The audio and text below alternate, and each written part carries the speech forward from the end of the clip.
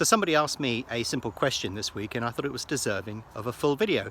The simple question was, what is the best Betfair trading strategy?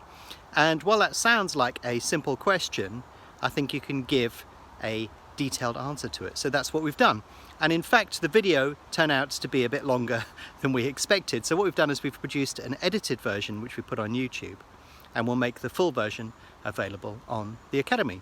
But yeah, let's answer that question. What is the best Betfair trading strategy? If you're interested in learning to trade on Betfair, then visit the Bet Angel Academy, where you have detailed, structured Betfair trading courses. Or why not visit our website, where you can download a free trial of Bet Angel Professional, but also visit the forum, where you can get detailed images, examples, and downloadable files. And don't forget to subscribe to our YouTube channel and click on the bell icon if you want notification of new videos as they're released. So what is the best Betfair trading strategy? Well, the fact is that there is no one strategy that works beautifully well, regardless of every single market that you stumble across. They all have their own little merits, their own little niches and places where you should deploy a strategy. And, you know, it's perfectly possible to have just one strategy and to execute against that, but you'll probably be missing opportunities elsewhere within the market. So it sort of makes sense to really have a whole range of strategies. So when I turn up to a market, what I tend to do is I turn up to the market, I assess what the market is doing, and then I decide which strategy I'm going to deploy within that particular market. However, most people don't have that luxury. It's actually a long road that gets you there. So you start with a simple strategy. You start with, say, scalping, which is where I started, and doing other stuff similar to that. And then you gradually progress along this path that leads you into new areas. So you're sort of trying to solve individual market problems one by one. The problem that you have is if you turn up to a market and then you just sort of say, right, I'm going to try and work out what this market is going to do. That actually becomes quite hard. You're having to make a judgment on a whole range of things. So when you look at a market, usually the best thing to do is, if you're starting out, is to sort of say, well, this is the strategy I'm going to deploy, and I'm going to look for these markets in which to deploy it. And if you do that, you know, you'll probably do fine. You can worry about the other markets at some other point. It's quite a skill to be able to flip and flop strategies repeatedly to be able to get the best out of the market. Now that is what I do, but I've had 20 years worth of practice basically to be able to do that. But when you're starting out, there's no point in trying to do that because it's so hard. You know, turning up to market and going, right, what's this market doing, is actually a little bit confusing. It's better to turn up to the market with a preordained plan, with a method, a process, a strategy, that you're looking specifically for a certain type of setup, and then you can actively trade it. So what I'm going to do in this video is discuss that, but also I'm going to, we'll have a look at some of the markets and we'll see how it pans out, and whether what we look at when we first assess the market actually determines how we would have traded that market from that point onwards. But yeah, where we have to start is we have to ask ourselves, you know, what is the best Betfair trading strategy? And the fact is there isn't one particular strategy that you should think is better than another. They all have their merits, they all have their disadvantages. But what it's all about really, in essence, is tipping the balance. What you have to say is that whatever strategy you're going to deploy, you're going to win slightly more than you lose. Losses are inevitable. You have to come to terms with the fact that you are going to get losses, you're going to make mistakes, weird things happen, unusual things happen. It's not your fault. It's just the way that the market works. You can't expect to have an endless stream of profits. There are going to be losses that are going to counteract that. So it's a delicate balance between profits and losses. And it's important to understand that that's your objective, because if you set out with that objective, it makes life a lot easier, because you realize that you are going to make mistakes, you are going to have losses, and all you're going to do is tip that balance between the profits and the losses. That's the most important thing. That's your primary objective, whatever strategy you're using when you're actively trading. So if you look at my trading records, if you look at my expectancy, what you'll notice is that on one side you've got the profits and on the other side you've got the losses. But you can see that it's skewed towards the profit side, and I'm very good at minimizing my losses. So This is done through a range of different strategies, but the underlying essence of what I'm doing is exactly the same. I'm just trying to minimize situations where I'm likely to make a loss and maximize any opportunities that I have. So I'm sort of following a minimax theorem for anybody that's into game theory. I'm looking to minimize my maximum loss and maximize my minimum gain. Minimize it? Yeah, I did say that right. I had to think about that for a second. Anyhow, I digress. If we're looking for a strategy within the market, what is the best way to do that? What should be the starting point that you have within the market? And the thing that you need to do is to really be very certain about specifically what you're attempting to do. So you have to pick a strategy of some sort. So say it was football we were talking about, maybe you pick under 2.5 goals and you're looking to do a trade in the first 15 minutes or the last 15 minutes or to half time. You have to carefully define and pick a strategy that you're specifically going to focus on. Because the way that you progress a strategy from something that is just generic and random and break even is you actually start looking for the setups that allow you to be able to deploy that strategy. You don't go into the market and just sort of say, I think maybe it's going to do this and therefore I'm going to do that.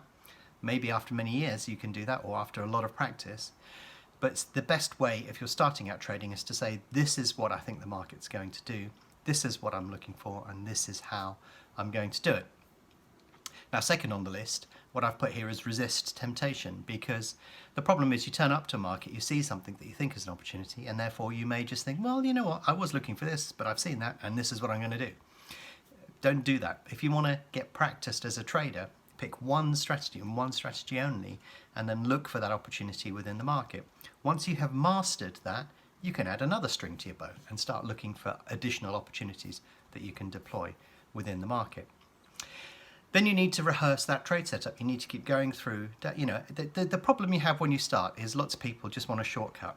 They don't want to go through the process of understanding what they need to do and learning what they need to do and deploying it. They just say, well, what strategy works? Just give me, 3 things that I need to look for that I can do tomorrow. Well, the fact is that even if you do that for a number of reasons that I'm not going to go into in this video, you're going to have to get used to deploying that strategy and all of the things that go with it. So you may deploy the strategy, it may go horribly wrong, and you need to figure out how you're going to exit. But basically, even if you find the strategy, you may find that you don't actually jump into it and execute it particularly well. I remember somebody joining my team who basically wanted to learn to trade, so I said that's fine, and we sat him down. The two of us were looking at exactly the same strategy, and we were trying to teach him what to do. But he seemed to really struggle to actually execute when that opportunity came around. And we would be in the market the instant that we saw it, but he'd be waiting endlessly for confirmation. Now, some of that is a confidence thing that will build over time, but the more you rehearse your trade setup, the more frequent you'll be to spot it. You'll turn up to market and you go, I've seen this before, and away you go. So yeah, essentially what you're trying to do is you're trying to look for the right setup. You're saying, these are the things that I need for this trade to come off. Do I see any of them in the market? And when you do see it in the market, you then look for confirmation, but if you don't see it in the market, you just think, well, I can't see it in the market, so I'm going to move on. It will be frustrating, you'll miss a lot of markets, you'll miss a few opportunities, you'll make some mistakes, you'll mess it up, but if you religiously stick to that process, then you'll get better and better at spotting those opportunities, and then when you can just do them like that, then you can move on to the next opportunity, the next type of trade, and then you can execute that one as well, and you can start putting them all together in a whole mixture of strategies, and then you can start looking at the market and thinking, what do I think this market is going to do? But yeah, to start with, just focus on one strategy, rehearse the trade setups, look for the right setup within the market, and then practice actually doing it. And once you've got that sussed, you can move on to another strategy. So, let's build a simple strategy here. We're going to be looking to find a steamer, and by a steamer we mean, and we're specifically looking at the favourite here. The favourite has most liquidity. The favourite has a lot of interest within the market, often tends to drive the market given certain circumstances, and therefore, it's a simple sort of strategy to start looking at fairly immediately. So everybody loves a sure thing.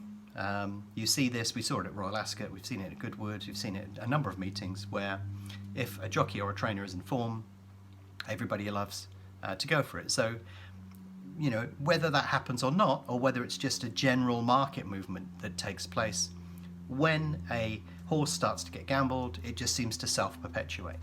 And therefore, when you see something that is coming from here to there, people may think that the market knows something that you don't, or you know, that they don't rather. And as a consequence, they may just back it because somebody else has backed it. And because they backed it, somebody else sees that they backed it. So they backed it on the basis that they backed it because somebody else backed it. And then the whole thing just spirals from there. So when you're looking for a steamer, when you're looking for something that's gradually coming in and receiving support, it's a nice little strategy to start you off with. Now you could look for steamers, drifters, you could look for markets where there's very little movement, it's sideways. There's so many different things that you can do. There are many different strategies that you can deploy. But by focusing on one, we're basically looking for something that's been backed and it looks like that trend is going to continue for a period of time. So in order for that to be true, we don't want to see support for other runners. What do we mean by that? Well, there was a video that I did at Angel Tube Station, rather appropriately, I should think, in London, where I was talking about this effect that when the price goes up on one ladder, it comes down on another. So as we're riding down this escalator, notice that there are people coming up in the other direction, and there are actually two flows of traffic. That's the way that the odds move in a market. If you're looking at a two-runner market, if the odds on one are going down, the odds on the other must be going up, or vice versa. So if a tennis player is playing, for example, and it looks like they're going to win, their odds will reflect that, and the chance that the other player has of losing will go in the opposite direction. That's a two-way escalator. Odds work in exactly the same way as they do on this escalator. And I have talked about this in a number of different videos, so have a look at the video at Angel, Islington Station, where I discuss this concept. Also have a look at predicting price moves, because this will fit into what we're going to do here as well. Both those videos will supplement what I discuss here. So they're definitely worth going off and having a look at both those particular videos. So we're looking for something where the favourite is being backed and we're not seeing support for other runners. There could be other factors in play in the market as well. I've already touched on this. You know, maybe there's a jockey-trainer sort of relationship going on there, or maybe something's happened in a previous race that is somehow influencing this race. That's all helpful in this particular case in terms of what we're attempting to do. But also, you know, where is it within its current traded range? Because if you've got a steamer and it's at the top of the end of its trading range, then it looks like the market's probably going against it. But if it's at the bottom end, that's sort of a positive sign that maybe that trend will continue. The traded volume, I've talked about traded volume before. And also, you know, its proximity to key points within the market, like a crossover point, may help you as well. But also, you know, when you look at things like crossover points, they often provide a level of support or resistance for the price to go further or to perhaps head out in any one particular direction. So have a look for those. We will make a judgment on that when we have a look at some of the markets in a second. But yeah, it's worth coming up with a little checklist of things that you're looking for, and then if you can tick an item off of this checklist, you can start to rank the quality of your trade. So if all of those things, if you've got 10 items on your checklist and your criteria meets all 10 of those, then it's a fantastic trade and you just dive in and get involved straight away. But what you'll find with trading is it's never quite that certain. There may be one or two things in place. So by all means you could wait for the perfect trade, you just may have to wait a long time for it. You're never going to get rich by waiting for that perfect trade, because they don't come around very often. Typically in the summer, about once a month, I get the absolutely perfect trade where I know exactly what is going to happen and I smash it as hard as I can and make a lot of money. But that only occurs once a month in the summer. So most other things that I see within the market are graduations of that. It's not a, I'm not going to do this trade, and it's not a, this is a brilliant trade. It's going to be a 5 out of 10, a 7 out of 10. And what I do is I'll vary my stakes according to that. So if it's a great trade, I'll use big stakes, and if it's not a great trade, then I'll pull the stakes back, and you know, because I'm less confident that it's going to happen. So I'm trying to minimize my loss. If I'm less certain, I use a smaller stake, and therefore my overall loss will be smaller. If I'm more certain, I use a bigger stake, and I'll make more money. And you know, through experience, I know that those are the trades that will pay off spectacularly. So yeah, you know, use all of those things, come up with a checklist, and drawing up a checklist is important, because when you first start doing this, you'll go down that checklist and you'll sort of identify all of the characteristics, but by the time you've done that, the trade has happened already. That's very frustrating, but that's fine, because if you can correlate what's happened in the market to what you've got on your checklist, that's brilliant, because next time you'll probably do it a little bit faster. I can take one quick look at the market and identify most of the key characteristics, but that's because that checklist is in my brain and it's hardwired, and I will identify it very quickly. If you're starting out, you're going to have to go through a little spell of trying to come to terms with that and identify and see how important each of those key characteristics are. So yeah, draw up a checklist, which is sort of what we've done here, but in a very simplistic form. And then once you've done that, you need to go off and have a look at the markets and then start trying to hunt for those opportunities, because the important thing is, if you're looking at one particular strategy, one particular style, you're not going to find them in every market. And I think the best way to demonstrate that is to go off and have a look at them within the markets. We will go and see if we can identify a market that we think may contain a steamer. So if we're looking, let's browse through the markets and see what we can find within the markets to see whether it conforms to the trading strategy that we had decided that we were going to do. So if we have a look at this particular market, these are some way out, but we can form a judgment on whether we think we may be interested in these. But if we look at the favourite in the first race of the day, you can see the traded range here, and it's sort of in the middle of the traded range. So that sort of implies that maybe it's stuck there.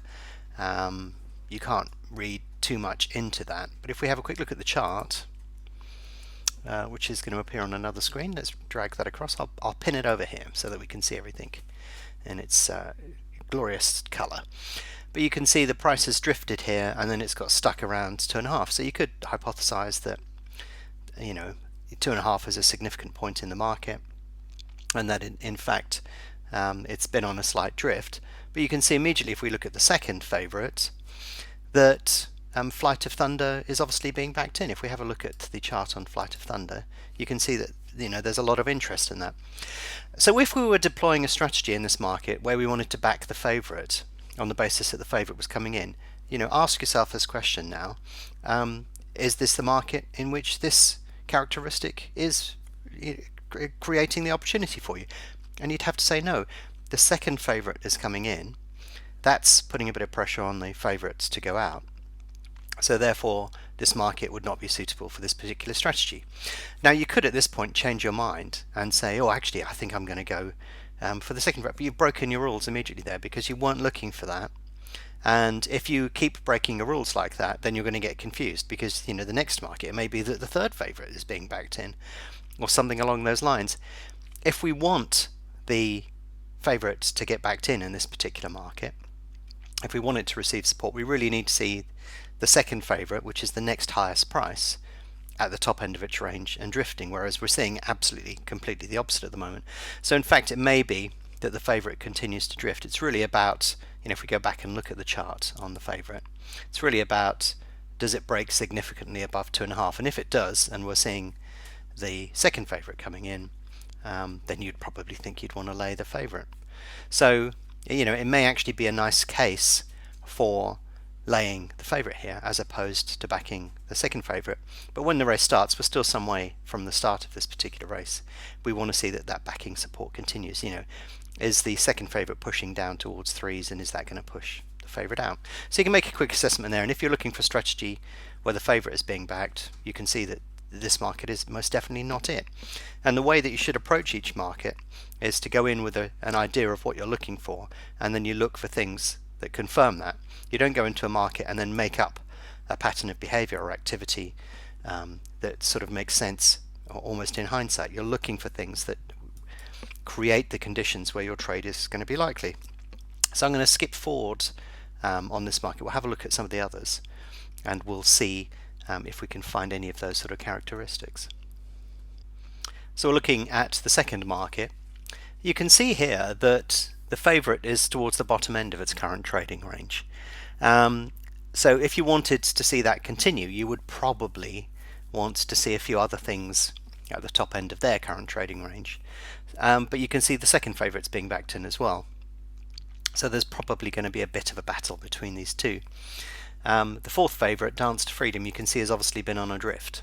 So if we have a look at that, you can see it's drifting there.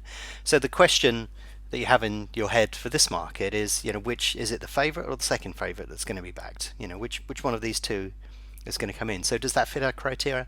No, that doesn't really fit our criteria on this occasion either. So if I skip forward to the next market, which is Yarmouth, then what you can see here is a slightly different pattern of activity. So we'll have a look at Magical Ride and we'll see what's happening there. You can see that that is being backed in. But if we have a look at Catch My Breath, the second favourite, you can see that's on a slight drift. And if we look at Winter Königen, that one, you can see that that's been on a slight drift as well. And also you can see Immoral is at the top end of its current trading range. So we've got 1, 2, 3 that are pushing out, and the favourite is being backed in. So this looks like a market where potentially this trade could actually be pulled off. And if you look at where we are within the traded range as well, again, you know, we're still some time out, so there's still a lot of money to come into this market. There's only 50,000 here, and when this market starts, it'll be 500,000 to 700,000. If we start to see the price approach down here, you can see that we're near a crossover point within the market. So we can sort of tell, well, how many ticks away are we? Let's count this. 1, 2, 3, 4, 5, 6, 7. We're 7 away from the crossover point. So obviously that's going to be a critical point within the market. If we're looking at some of these other runners, they're sort of away from where the crossover point is within that particular market. So as a consequence, you know, you can imagine that there's probably potential for these to drift, that this price will probably get backed in, but it's going to be 2 is going to be the key point. So we could back it here and expect to see the price sort of head down towards this level. But if it breaks 2, that would be pretty significant, especially if there's volume behind it, which will sort of stop the price from heading back in the other direction. So as we approach the start of this race, it would be an interesting race to watch and see if this pattern of behavior continues. And when we arrive here, we can basically say, you know, the price is being backed in here, it breaks 2, which gives it a bit of a kicker, and then we can see if these are continuing to drift, because that will lend weight to it. Because basically we've got 1 that's coming in, and we've got 3 that are going out. So that looks like an interesting opportunity for you. Doesn't mean necessarily that it's definitely going to happen, but can you see how different this opportunity is from some of the other ones that we've just had a look at? There's very clearly something going on within this market, and when we arrive at this market, we can see if that trend is going to continue. So we're now much closer to the start of this race, and you can see we've got about a minute left or so on, and you can see that Magical Ride has continued to be backed in. So we were looking at it much further up here, and we were basically saying if it breaks at this point at 2, and we continue to sort of see some support from the other runners going out or definitely not coming in, then we would expect to see the price come in. And you can see that it's come in all the way from 2 down to sort of the 180s, and you know, it's sort of consolidating at this particular point from here. But as you've seen me do on a number of other videos, what you would tend to do is put your closing trades in the book sort of much further down, on the basis that they're going to get matched at some point, and you're going for a good average exit. Oh, big couple of orders went through there. And therefore, you know, you don't wait until the optimal moment to get out. You spread your orders a bit further down the book and then go from there. What you're seeing now is, as we enter this little period from here, people that have backed at much higher prices will necessarily start to hedge. So you'll see a little bit of volatility in the last minute, and that will cause the price to meander all over the place. So with about a minute to go, really, all of your positions should have been matched, or you should be looking to get out, because if it's come in a long way, you'll almost certainly see a rebound. So there in itself is another strategy for you. If you turn up late to this market and you see that it's been backed in heavily, then it's quite likely you get a rebound just before the start of the race. But there you go, you can see that what we were looking at earlier has completely transpired. So yeah, there's a good example for you, but we were able to see that some time ago. So you can see from the markets that we looked at there, there were a couple of markets that looked interesting. The other markets didn't look very interesting, and in fact we managed to successfully identify a steamer that we could have actively traded. So when you're looking to start out trading, define a strategy, figure out what you're attempting to look for. They can be quite simplistic, as I've just shown, and then you can actively trade it. And from that point on, it's all about rehearsing the strategy, and then when you've mastered that particular strategy, you can move on to other ones and start mixing and matching all of the stuff that you see. If you look at somebody that's just starting out, they'll have no idea what's going on with the market. They may not even have any basis on which to participate. And then when you look at somebody that's been in the market for a long time, they've got a whole number of cards to play whatever the market throws at them. And they will be able to instantly figure out what strategy they should deploy and put that into the market. But what you're seeing there isn't magic. It's just the same thing that I've described in this video, but just rehearsed tens of thousands of times. So when you turn up to a market, you can quickly see what the characteristics are and typically how you would trade it. But even then, you're not going to get everyone right. So you have to come to terms with the fact of getting this balance right. Hopefully with practice, you'll get more and more of them right. But even then, you're still going to have unusual things that happen that create losses. So getting that balance is an important aspect of how you can successfully trade as well. But yeah, if you want to know what the best Betfair trading strategy is, every single strategy has its place within the market. They all have individual graduations within that, and when you're looking at each of those individual strategies, they have a place to go within the market, but you're going to have to practice each one of those and identify those characteristics to be able to deploy them successfully. But what you'll also have to do is practice relentlessly as well, so that you can make sure that when that opportunity comes around, you can spot it and you can actually do something with it. So anyhow, I hope that video was useful for you.